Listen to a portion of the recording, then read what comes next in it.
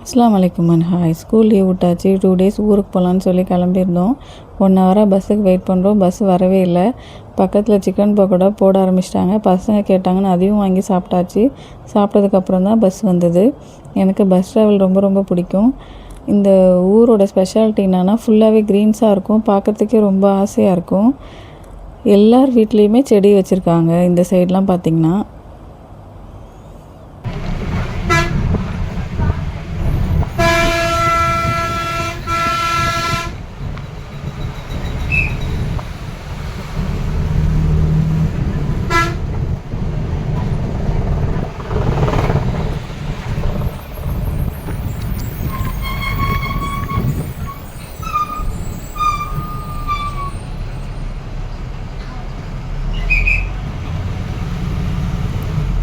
Bus விட்டு இறங்கி வரும்போதும் சூப்பராக இருந்துச்சு பார்க்குறதுக்கே.